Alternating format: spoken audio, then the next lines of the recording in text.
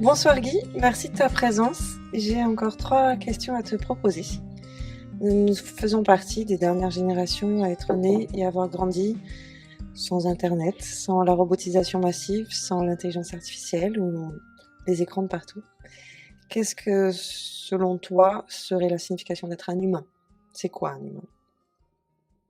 Un humain, c'est là le grand passage, en fait. Un humain, c'est dièse, donc un être diésique, c'est qui on est réellement, que j'appelle dièse, qui est une combinaison de Dieu au ciel séparé de la mère terre. Non, fini la séparation. Donc c'est un être diésique que nous sommes conscients de l'être. C'est ça. Un humain, on est en train de passer à la conscience de qui on est.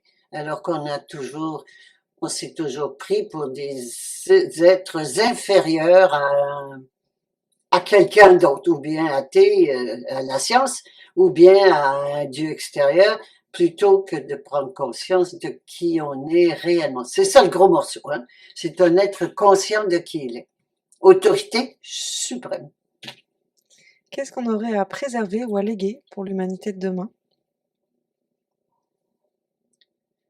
À léguer. Et l'humanité d'aujourd'hui, qui on est, je me souviens de qui je suis. Il n'y a que ça. Il n'y a que ça. Si je n'ai pas la foi, c'est vraiment la foi. C'est pas la croyance, hein, la croyance pour les religions et les dogmes. La foi, c'est l'expression de l'âme. Et l'âme étant l'esprit, comme on a dit tout à l'heure, l'âme étant l'esprit individualisé et incarné, c'est la foi en qui on est. L'autorité suprême, ce qu'il y a de plus grand.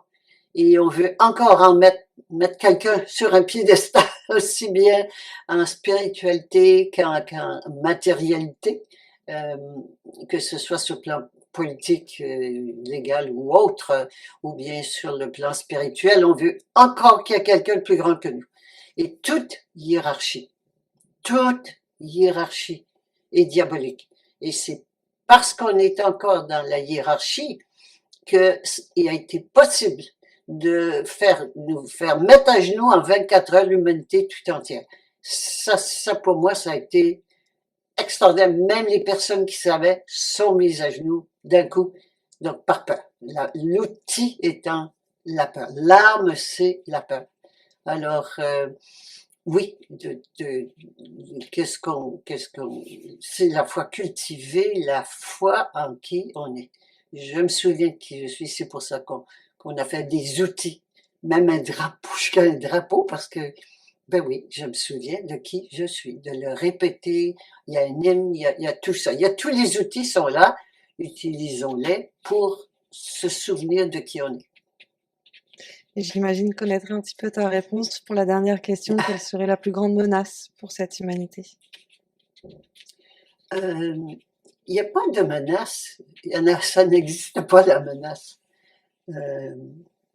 Ça n'existe pas la menace.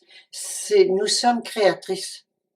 Qu'allons-nous créer de continuer notre esclavage et de devenir des robots, des humains robots, ou bien de quitter l'esclavage et de découvrir qui nous sommes et le devenir. Donc des êtres souverains que nous sommes, diésiques, illimités, immortels, tout-puissants, etc. Voilà. Je vois pas il n'y a pas de menace. Nous sommes face à un choix d'une voie ou d'une autre. La voie de la mort, nous sommes des morts vivants encore, ou la voie de l'immortalité, d'aller vers l'immortalité ou vers la mort. C'est pas une menace, c'est l'évolution. L'évolution, et nous sommes en train d'évoluer, et nous avons le libre arbitre d'évoluer dans une direction ou dans l'autre. Si nous ne prenons pas de décision, nous allons rester dans le vieux monde, finir par mourir c'est pas grave, on serait mort de toute façon dans le vieux monde. Mais on a une occasion magnifique, magnifique qu'on se crée de sortir de ce monde de mensonges, de sortir de la matrice de mensonges qui est une prison mentale et de passer à qui nous sommes réellement.